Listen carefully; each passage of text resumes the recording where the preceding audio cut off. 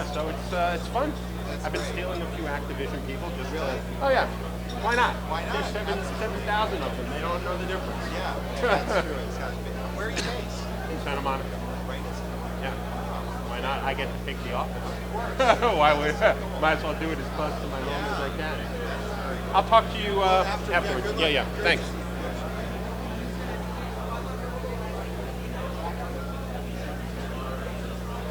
Hey. Hey, man. How are you? I'm doing well. Larry.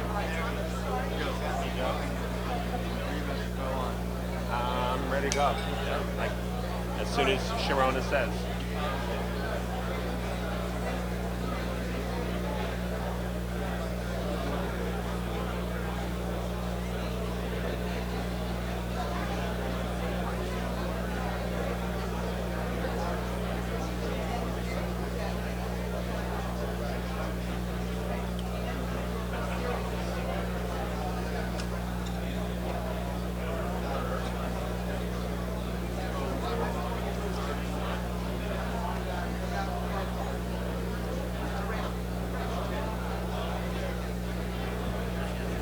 So good afternoon, everybody. I'm glad that you've been schmoozing and eating and enjoying and having a really fabulous time. And it makes us very happy that you're all here and that you're in for another, you won't believe this, but another 5 hours of fun and enjoyment with a whole bunch of technology companies and great speakers. And to start us off next, we're going to launch into our signature of Fast and Cool. And because we don't get enough to sing for our supper, we're going to learn a lot today in just a minute about what that's all about with mobile. But I want to mention that this afternoon, we're going to have the enjoyment of hearing from the president of Microsoft in Israel. We're going to have the pleasure of hearing from Yossi Vardi. We're going to have the pleasure of hearing from the president of sales operations for Google. And we have some knock your socks off companies that will see their presentations in the afternoon on advertising and digital delivery. And then in the middle, we have some more discussion from some very special folks that you'll really love. That'll be in after this next presentation, the presentation after. So I hope you're enjoying the desserts, and come on in and let's have some fun. And I'd like to introduce Yizhar Shai. Thank you. Thank you. Are we having fun after lunch? Okay, so the next one is all about fun. We are still on our fast and cool track. And the next company is really fast and cool. Fast because about two and a half years ago, I was sitting in a room with Rani Cohen, the founder and visionary of TuneWiki, and it was then a cool, small, nice idea running on his smartphone. And we are a little bit in 2 years later, and this application is running around the world, millions and millions of users. And so that's about fast, about cool. What would you say about an application that makes all of us sing and join other people singing around the world? And hopefully we're going to see some of this singing here with Larry Goldberg, formerly Executive Vice President at Activision, and now COO of FindTuki.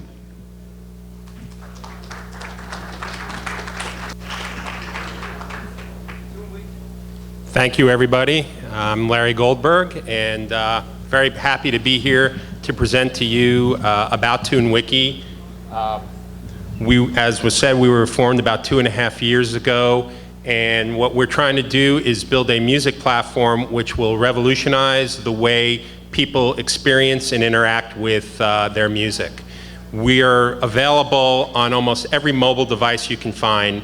So if you have an iPhone or Android or BlackBerry, Nokia, whatever it is, it doesn't matter. You should download our app and you can participate in the TuneWiki experience. It's a free app, so you really have no excuse not to get it. In addition to the mobile platform, because we want to allow users to experience what we're doing anywhere and everywhere, we also have a significant web presence. And next week, we're going to be launching a brand new website. So I'm going to demo it here today for the first time. You can all look for it next week when it goes live. And it'll give you a good idea of the various things you can do when you play around with TuneWiki. So I like music, and I'm interested in finding out what kind of lyrics various songs contain. And I'm a big fan of Coldplay. So I go to the TuneWiki website, and I type in Coldplay.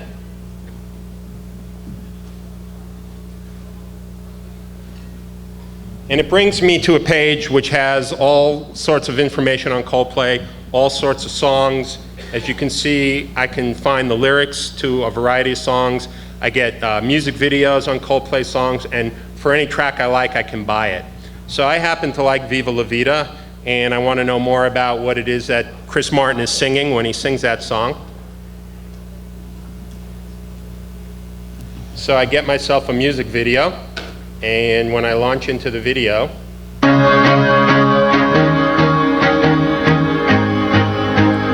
can see that I have the words down here below, which are timed and subtitled with the music.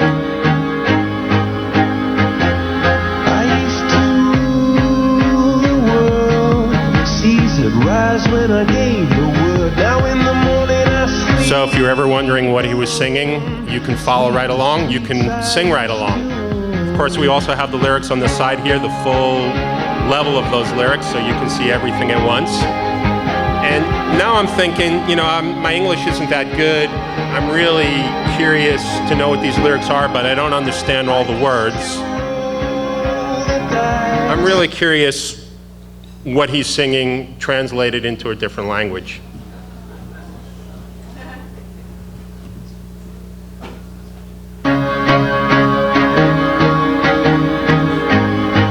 He doesn't sing in Hebrew, no.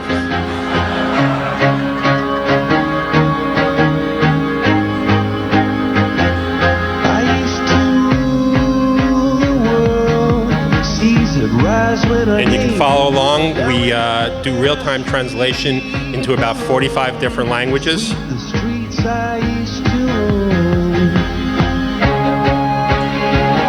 So I'm curious also as to what people, in my neighborhood are listening to, because I want to connect with them. So I go to a Discover Music tab, and I click on Maps.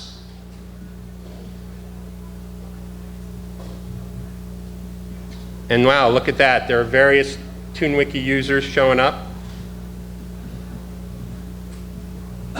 Quite a few in LA. This is real time.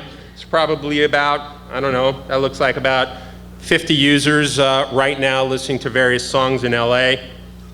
I can pick anyone. Somebody in the marina is listening to Easier Said Than Done, and I'm curious what that listener is listening to, so I can go right to another music video and launch into another song.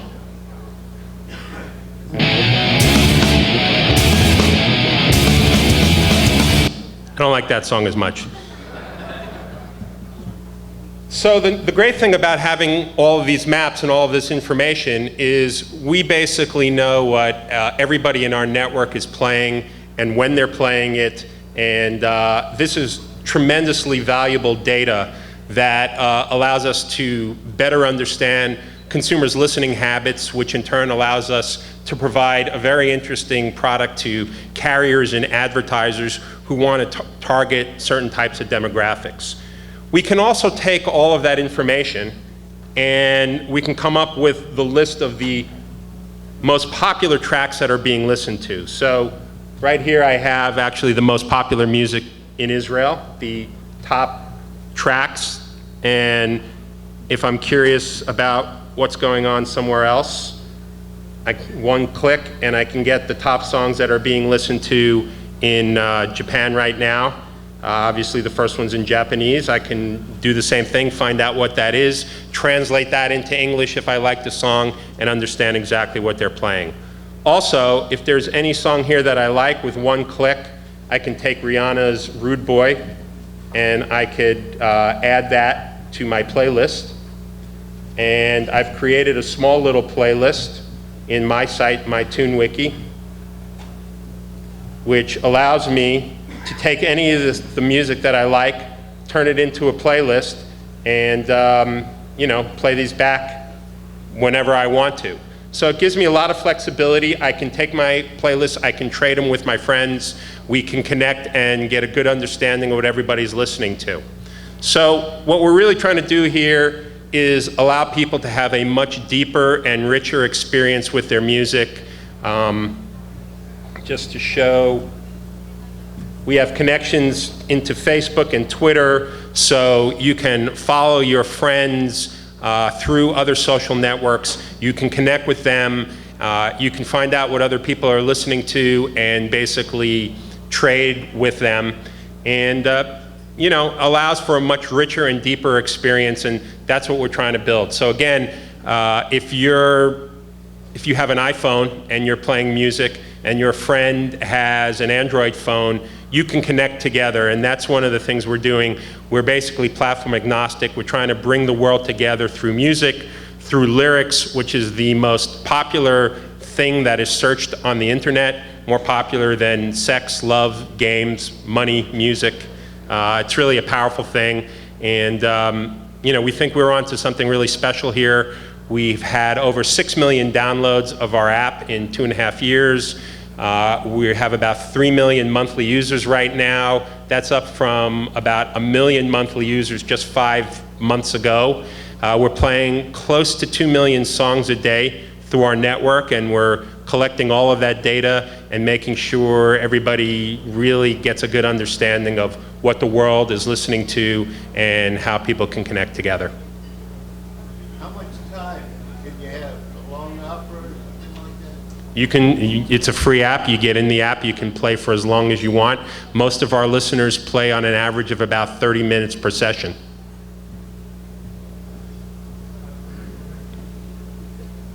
Sure. Larry, my name is Michelle Kemp, and I was curious, you have a real-time data feed. Is that somehow feeded in Google? Because I know there really is a real-time data feed right now. Or can we get to see that? Yeah, I mean, we collect that information ourselves. There are obviously privacy issues related to that, but we have those feeds, yeah. Excuse me?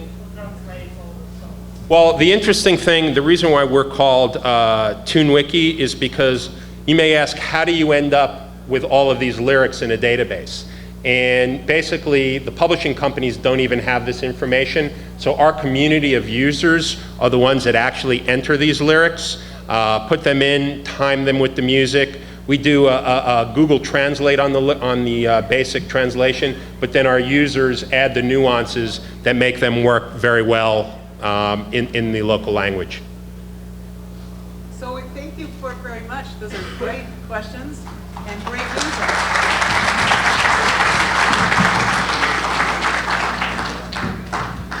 It's just... Thank you, Larry. Now we want to sing even more. And with that in mind, I think we'll hum a little bit as we bring up our next speaker, who is pretty exciting. Thank you all. Thank you, Larry. Please, thank you.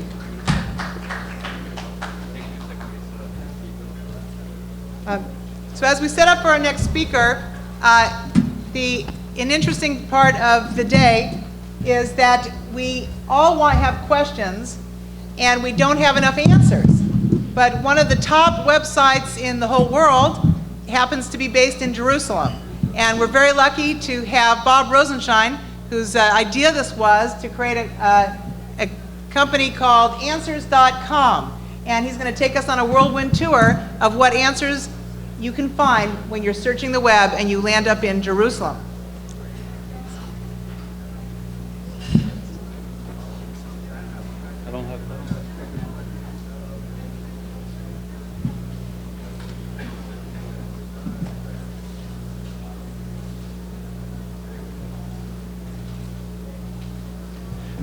Great. Good afternoon.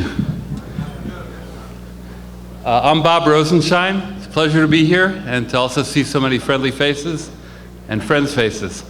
I'm here to tell you about a company which is based in Jerusalem, which is a top 20 US website, and nobody knows it's Israeli. It's called Answers.com. I'm the founder and CEO.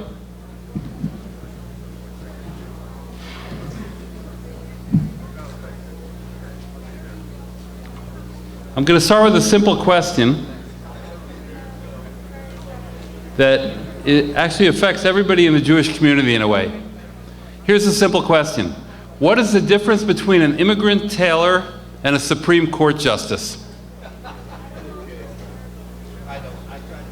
One generation. Ruth Bader Ginsburg.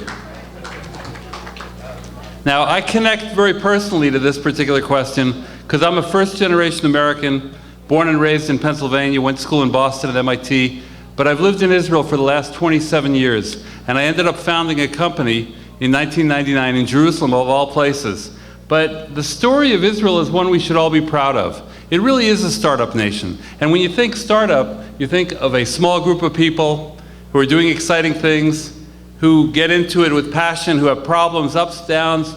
And in a startup, if someone joins, you're happy. If someone leaves the company for whatever reason, you're sad. It's that small, it's that connected. And in that way, Israel is a startup nation. But it's no coincidence that Israel hosts laboratories from IBM, Motorola, AOL, Intel, Microsoft. Google has 2 labs in Israel. Yahoo just opened one. If you're using a cell phone or an instant messenger or a firewall or an antivirus protector or a Centrino chip or Windows or medical devices or clean energy, these are areas of tremendous interest where you are using Israeli technology. If those of you who haven't read the book yet, I highly recommend it. My friend and neighbor, Saul Singer, Startup Nation, and Dan Senor. It's a big hit. It's also very interesting. And it talks about the attitude. Why? What is it about Israel that brings out such entrepreneurship? Some people say it's the army. Some people say it's the education. Some people say it's the attitude and the culture. Israelis have a very direct method of questioning authority. I don't know if you ever heard the joke. My friend David collects a lexicon of Hebrew-English translations. I'll share one of them with you. How do you say in Hebrew, "I'm sorry, sir, we seem to be temporarily out of that item. If you like, I can back order it and tell you when it arrives, or perhaps refer you to a different establishment which may be able to help you quicker." N. No, we're out, we don't have it. It is the attitude, it is the directness, it is the getting down, rolling up your sleeves, and solving problems that does differentiate Israeli business. No BS, very direct, and I think we're proud to have here today my friend and mentor. I think this is Israel's secret weapon. You'll hear more later. Yossi Vardi is just a force of nature. He's also a very generous, smart man, wonderful. He's one of the early investors in our company, but I'm just very proud to be associated with him. And it also proves in my mind the story of Israel. Israel is a country where individuals can make an enormous difference, like anywhere. But in a country the size of Israel, where we rely so much on people's contributions, it's just good to have forces of nature such as Yossi Vardi. I'll tell you a little bit about our company. I'm going to run through it very quickly. What is Answers.com? We want to make it the easiest place in the world on the web to get answers about anything. We have a reference, 250 all-in-one encyclopedias and dictionaries. We have a Q&A community. People asking questions, people answering questions. We're up to 8.7 million answers in our database and growing. It's all about people. We'll return to this. Here's just a picture of the way the product looks. If you go into Answers.com, I looked up asthma. This is the everything you want to know about asthma page. We have many dictionaries and encyclopedias all rolled into one for free. By the way, people always ask, I'll just share with you, some of you probably know the answer, but how does a company on the internet make money? I always get this question, even from sophisticated investors. And the answer is, there are ads. There are ads on the side of the page. There are ads inline. Some ads are called display ads. We make money if we show the ads. Some ads are performance ads. We make money if you click on them, but that's the basic idea. Reference answers. We also have something called Wiki Answers, which is quite amazing. It's people asking questions, people answering questions. So here someone asks, I see, do you claim workman's compensation on your income taxes? And somebody actually went in and answered that question. They took the time. Why did they do it? Recognition, passion. You know, each of you has knowledge, has a passion. Each of you is an expert at something. So if you want to share that passion, share that knowledge, you can contribute to the database. We're happy to have more and more knowledge in the system. But what's interesting about this particular system, we call it a wiki, because if you want to improve the answer, you found a spelling mistake, you found a factual mistake, you can click this button over here. It says improve, and you can actually edit the answer just like Wikipedia. Answers.com is the Wikipedia of questions and answers. We also have something called Video Answers, where we engage the user with fun videos about thousands of subjects, tens of thousands. We find this is a whole cycle. The more questions we get, the more answers we get. The more answers we get, the more traffic we get, and around, and it really has helped the site grow.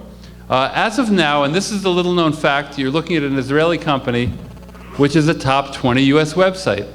In terms of unique visitors, we have close to 50 million monthly unique visitors in the United States. That's a big number. We just passed Craigslist and Walmart.com. Thank you. we had plenty of hard years. I had no white hair when I started the company, but it does remind me of the Al Jolson quote. Al Jolson once said, it took me 10 years to become an overnight sensation. Anyway, the opportunities are enormous. Okay, there's the international opportunity. We're expanding into French, Italian, German, Spanish. Spanish is, by the way, interesting, of course, for the American Hispanic market also. Second opportunity, and it's a big one, is mobile. We're so excited because in the future, and you have to realize this, the age of the PC only, where all the work gets done on a laptop or a desktop, is passing. Oh, believe me, the laptop and desktop are not going to disappear. We'll sell, people will sell tens of millions and hundreds of millions of units a year. That's not the point. But it's all spreading out to other devices. Of course, mobile. And I don't just mean iPhone, I don't just mean Android, I don't mean BlackBerry RIM, Nokia, you name it, it's just growing. Because people are not always at their desk when they need an answer. Okay, it's growing in many ways. The iPad is going to have a significant impact. Why? It's just more portable. It's simple. So it's a little early to write the obituary for the laptop and the desktop, far from it. But you will see a bifurcation. You will see more and more kinds of devices in the market over the next coming years. The other area you should be aware of, I'm sure many of you are signed up on Facebook or Twitter, but it's a very cool area. It's all about, we are so overloaded in today's society. It used to be that if you needed information about something, you go to Google or Yahoo. Nowadays, and you still go to Google and Yahoo again, they're large, functioning, growing, profitable, enormously powerful sites. However, more and more people are finding pages to look at on the internet that their friends recommended. In other words, I'm so busy that when I see someone quotes an interesting article in today's LA Times, I'll click on it. I would not have found it by myself. I don't have time to go to the LA Times maybe. However, my friend recommended it, I'm there. More and more traffic is being driven by social networks. Look what's happening with this blue line. This is Facebook. Facebook is growing enormously at the expense of some of the other sites, up to close to 500 million users. So what are we going to do? We are implementing in Answers.com social media connectors, so you can get in using Facebook. We're also connecting to Twitter, and I'm going to show you an example of how you would use Twitter. Twitter is just, it's a system where, if you haven't used it yet, where you can just tweet small messages, 140 characters, say whatever you want. Whoever's listening or following might listen, might not listen. It's just over the web, and you can follow each other. So here's an example. I'm going to tweet. I'm going to type in here a question that I thought might be relevant a little bit for something Israel-related. So I tweeted, what were the names of the 12 tribes of Israel at Answers.com? And look what happened. Answers.com answered me. All you have to do is include at Answers.com, spell it out, and there you get it. And I got an answer directly from the system. I can also click for more information, and it takes me to the whole page with the full explanation. So that's the basic idea. We're extremely excited about social media. The last thing I want to tell you, it's all about the people. It's about the people. And I say that to the people in this room. I say that about a small country called Israel, where everybody makes a difference. I say that about our company. It is what makes it excel. You make a difference, your knowledge makes a difference, and that's the exciting part of business, in my opinion. The conclusion, very simple. Answers.com is profitable, top 20 site. We have $25 million in the bank. We're growing. We're excited. Come visit us, use us. And my name is Bob Rosenshine, and you can reach me at bob@answers.com. Thank you kindly.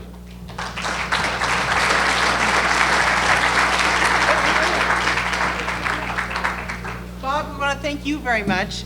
And just for that, we have a special book for you. It's called Made to Stick, which is very appropriate. Thank you, Bob. Thank you. Appreciate It's all a you do. pleasure to be here. I love being at this conference. Thank you, Sharona. Thank you very much. So while Bob takes his answers away from us, I'd like to recognize some of our pavilion people. And we have Emma Butine from Cryon Systems, and we'll be hearing from her a little later. And is Yoav here from Amimon? Yes. And thank you. Amimon is also out in our pavilion, and you'll be hearing from him later as well. So thank you very much. With that, I'd like to bring up to the stage someone who's very special. You all know about Microsoft. So in that regard, do you know that we have something very special in Israel's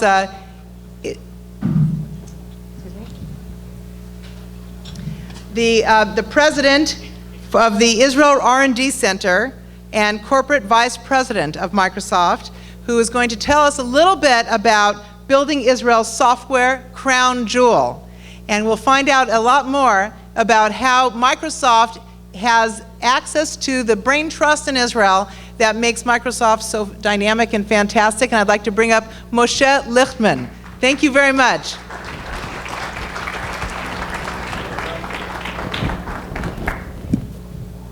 Good afternoon, everybody.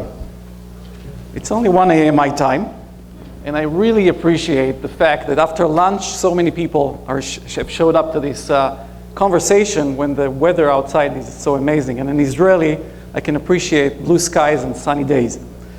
You know, I am actually, the title of my conversation was changed multiple times. It was about creating crown jewels, stuff like that. I'm actually not going to talk to you a lot about Microsoft today.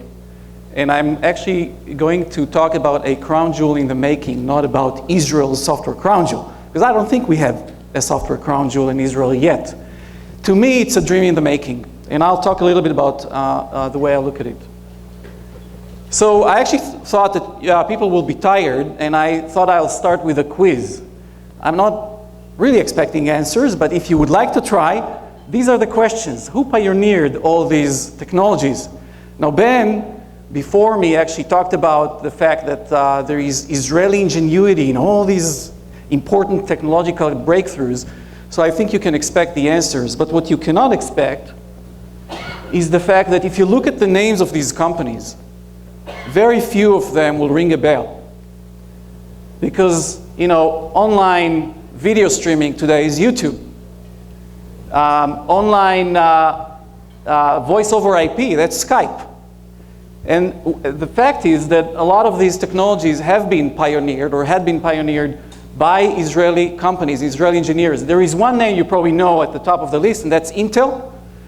So I don't know how many people are familiar with the following fact, that more than 50% of Intel's intellectual property is coming out of their operation in Israel. Intel has about 7,500 people in Israel, about 2,500 engineers in their R&D centers all over the country. I would consider Intel as a crown jewel in semiconductors in Israel, but there are so very few of them. Now roll back to summer of 2005. My wife and I wake up. We've been living in the United States for 17 years. I started my life in this industry 27 years ago. Started in startups in Israel before there were startups in the country. There were no VCs in the early 80s. And then at some point when we were a young couple, no kids, we moved to the United States. The plan was to get my MBA and then maybe a couple years of experience and go back. We ended up staying in the United States for 17 years. giving birth to 3 kids. And then summer of '05, we wake up and my daughter, our oldest kid, is 16 years old. And we realize that we've reached the point of no return. That if we're not going to try to go back to our country, for our kids it would mean immigration, it ain't gonna happen. And so we pack up and we move to Israel. It was a really quick decision. I was running a very large business at Microsoft at that time. Still with Microsoft, I'm sitting on the beaches of Tel Aviv and scratching my head thinking, what am I gonna do now? Now, over those 19 years with Microsoft, I have actually gotten used to a pretty amazing life of starting from small business and getting them to billions of users, to hundreds of millions of users and billions of dollars in revenues. And I know the industry in Israel pretty well. Starting in '98, I have been investing in Israeli startups. First as an LP in a VC fund and then as an angel. And I'm still investing in Israeli startups. So I'm very familiar with all the great stuff that you guys have heard during the day. Thousands and thousands of startups, amazingly creative people and so on. I love these people, love hanging out with them. But the fact is that for me to get the thrill of building things that change the course of history, that wasn't clear. It wasn't clear to me, summer of '05, how I'm ever going to be able to continue doing those things. And I consider myself sort of an old dog in this industry, and what I love to do is change the world, not to build yet another small startup. And this is one more fact. It's actually a raging public debate in Israel these days. Do we really need large companies? My good friend Yossi Vardi, there were days where he would say, we don't need them. We just need more and more startups. Well, guess what? If you look at the trends in VC funding, a lot of those VC funds are going to Asia. That is a fact. And so for me, the dream was about trying to get that graph over there to start climbing back up again. Because since the '80s, there were no large companies created in Israel. A large company in Israel is over $250 million in revenues. That's a small company in anybody's terms. But in Israel, these are very rare. So I actually, I had a lot of time. At Microsoft, when you're in between, you get some time to think and scratch your head. So it was a few more months. And then I had started to have those conversations with Steve Ballmer, and we came up with this term called a strategic R&D center. I came up with a term, then sold it to Steve. And it was really just a marketing scam to try to distinguish what I was about to build from the 27 some R&D groups that we have all around the world. Because we have R&D groups in Germany, in Switzerland, in France, in the UK, what have you, even in Serbia. And really what this strategic R&D center is about, it's recreating the experience that I've had over the past 19 years in a different geography, in this case in Israel.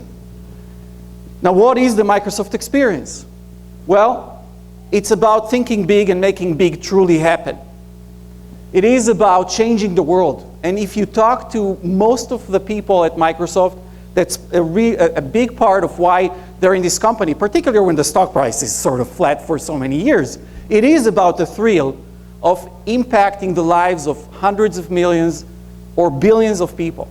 I keep telling people that what makes me tick is the smiles on the faces of my kids and their friends. That's what makes me tick. It's also about the unparalleled richness of opportunities. In my time at Microsoft, I was able to touch almost every consumer technology on this planet. Television, internet, operating systems, tablet computers, computer graphics, mobile, you name it.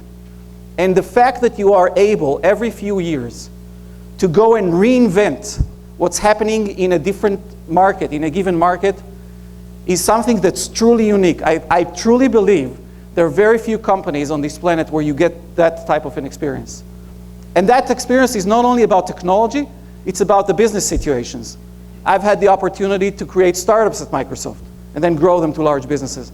I've had the opportunity to do turnarounds, take something that's on the floor and pick it up and turn it into a successful business. These are amazing opportunities and really something that enriches someone's lives if they are interested in this industry. It is about what I call the entire food chain of the software industry. And I'll talk a little bit more about that in the next slides. So what is the model of a strategic R&D center? Now, I do mean to present this for other people to take this as an example of what can be done, even in a small country like Israel. So the food chain in the software industry starts from basic research. Microsoft has one of the largest basic research organizations in the world, and it's about 1,000 professors who are doing basic research for the benefit of the community. Because what they're manufacturing are papers and presentation in conferences, and that knowledge belongs to the world. I've had the chance of working with these people a couple times in my career when I was leading our TV business and when I was leading our computer graphics business. And there was amazing spark in this connection between the researchers and the development folks in my team. And that's something that's a truly unique asset. Applied research is actually a new type of phenomenon at Microsoft, and I'll refer to that in a second. Then it's about startups. We call them incubations at Microsoft. But because I've been so long in the VC realm as an investor, I actually think that you can import every model that you have in the outside world into a company like Microsoft. So when we create a startup, we have a founding team. We have a CEO. They write up a business plan. They get funded to their V1, which is Series A, basically, for that startup. On to end-to-end businesses, which are really the type of experiences that you get to experience when you run a company. And the outreach, I'll talk about it later, but the outreach is also a very part of that food chain. It's the outreach to the academia, it's the outreach to the industry, and it is, most importantly, the outreach to the community. You cannot really be a crown jewel in a different geography if you are not part of the fabric of the community in that geography. Now, one of the things that distinguishes a strategic R&D center and this experience that I refer to from just another R&D group is the fact that you have these what I call pillars. A pillar is an area that you own end to end. It's an area of technology or business that has a number of products.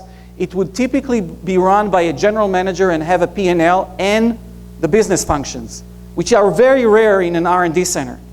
But if you don't have the passion of the engineers connected with the knowledge, the business understanding, you're losing. And that's, by the way, the typical situation in an R&D center. In a pure R&D center, you will not find business functions. So that was an important part of the vision. And finally, it's the leadership that provides the infrastructure for all these operations. These are our two facilities. We actually have two labs as well, and it's actually interesting. I think I saw Yossi Matias sitting in the back. We opened our centers at about the same time, which was, I'm actually happy to have Google in the country. Yossi is also a buddy from the Air Force, so it's a double win from my point of view.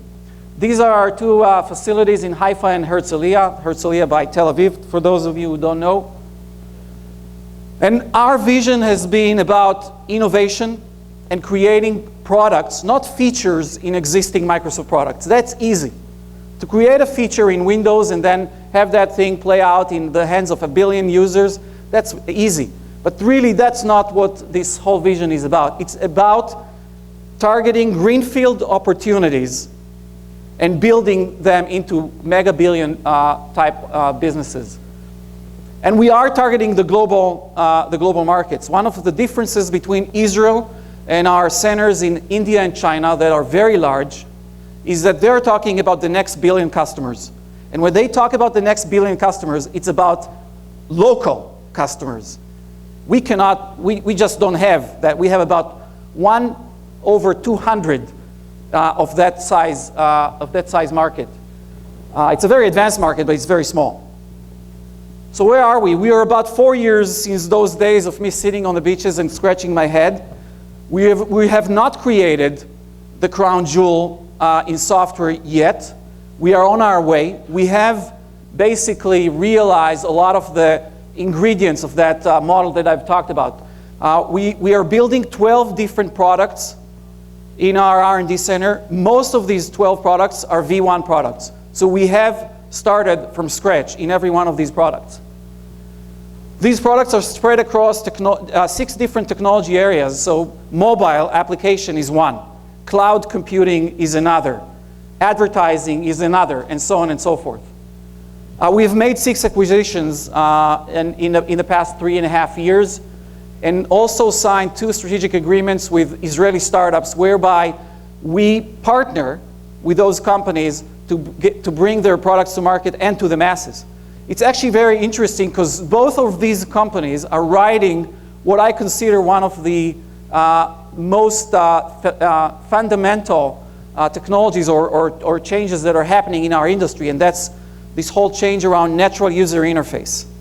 So one of these companies is Entrig in Kfar Saba, and another one is PrimeSense that's building 3D cameras that are going to go into Natal, which is the next generation of Xbox. It's actually very interesting that a lot of these new natural user interface technologies, and there are quite a few more in Israel, are developed in Israel. We have 600 amazingly bright people. A lot of these people are coming from the intelligence units in the military. Very unique source of talent in Israel. You know, I had this conversation with Craig Mundy. I don't know how many of you know Craig. He's one of the folks that have sort of have taken over Bill Gates's functions. And I talked to him about these youngsters that are graduating from the military with 6-7 years of programming experience. And these are people that are very bright. And he said, well, every country has these intelligence forces or whatever. And I told him, no, but not in every country. You go to the top high schools and you go for the top 1% of the math classes in those high schools, and you get to pick them, because in other countries, these people will just go to university and graduate and start their startups. Here, we grab them when they're young, and we give them amazingly challenging assignments, very complex projects, and by the time they graduate, they've already have management experience, they've already built very complex products. This is the raw material that we get to benefit from. So here are some of the examples of the stuff that we are building. So a lot of the stuff in security, enterprise access, telecom cloud. We also have what I call, these are pillars, and then we have what I call seedlings. So at any given point in time, we would have several technology areas that may become pillars at some point. And one of these areas, not surprisingly, is entertainment, because it actually is a growing area in Israel, as I referred to earlier.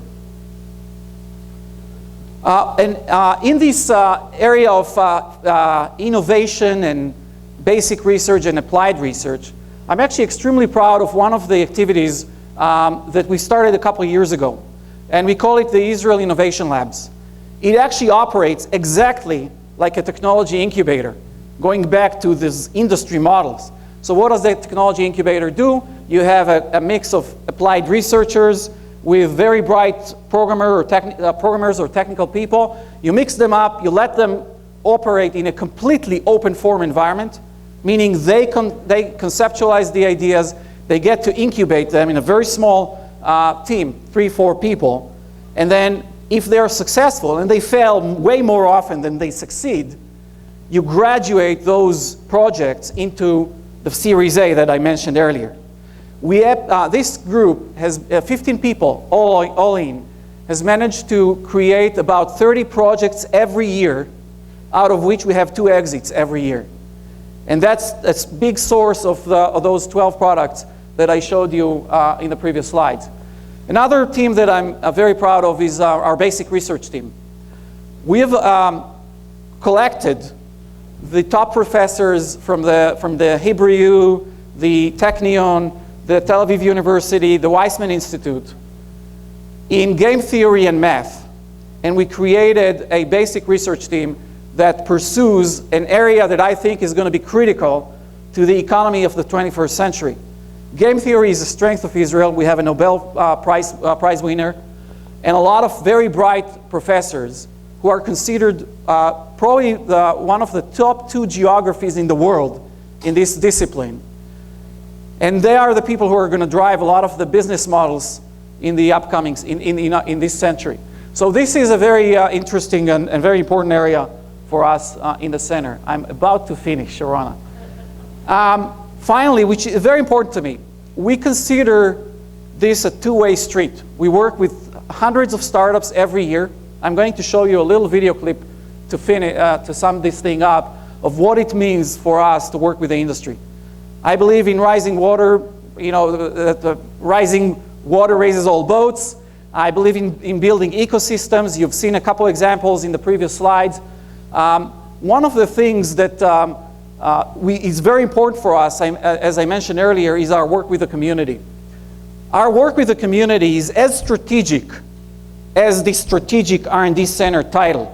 It means that when we pick an area that we would like to sponsor in our community outreach, we would like to see structural change in the community. One of those areas that we picked is education. And within education is education for technology. Because we see the technologists in Israel and those bright minds that pick software or semiconductors over going and becoming lawyers or doctors, of whom we have way too many. Now, it's not a slight to any lawyers among you or physicians, but we do have one of the highest per capita ratio of lawyers. And I would like to see more of these people selecting the disciplines that are contributing more than 50% of Israel GDP. So that's where we are coming from when we think about community outreach. I will finish with a little video clip. It's taken from an event that we do once a year. The event is called Think Next. It's the largest innovation celebration in Israel. About 2,000 entrepreneurs and technologists and VCs gather in the Old Harbor of Tel Aviv in a large hangar, and they celebrate innovation. And what does celebrating innovation means? First of all, it's a very dynamic, hip event. We have booths that feature a lot of the startups that you're seeing here. It's basically a very thorough selection process. I've mentioned us working with hundreds of startups. We select the top 40 of those, and they show their wares. They also go on stage and present, and I'll show you a little clip of that. One apology. The clip includes a little guest performance by me. We were not able to edit it out, so bear with me with that part. The rest of it is cool. And I will end with one more thing. If you would like to attend Think Next of 2011, send email to Moshel, M-O-S-H-E-L, @Microsoft.com. Highly recommend it. It's a great condensed way to see what's going on in Israel. Enjoy the rest of it.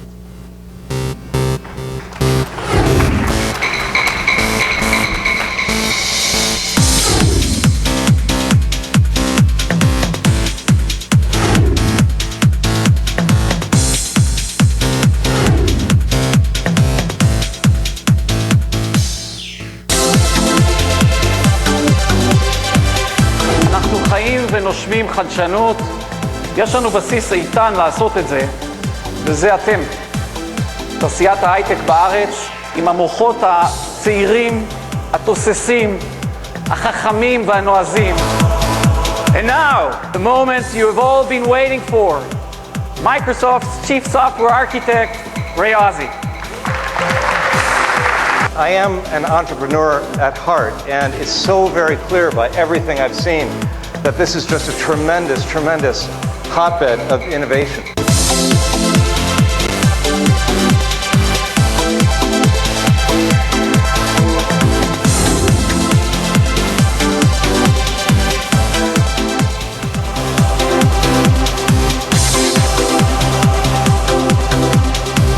I still believe passionately that it's a great time to be in software. It's a great time to be an entrepreneur in general.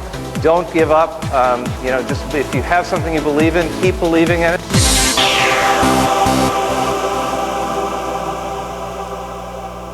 Well, that's enthusiastic making.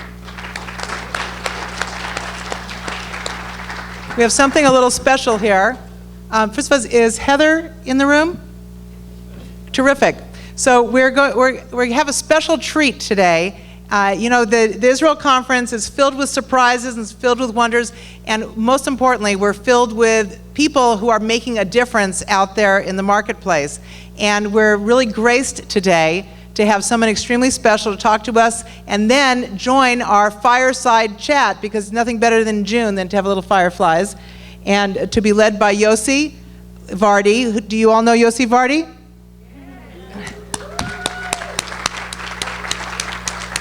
Who is our co-chair for this conference and an inspiration for it. And then also joined by Randy Ditzler, who's the partner for Sequoia Israel.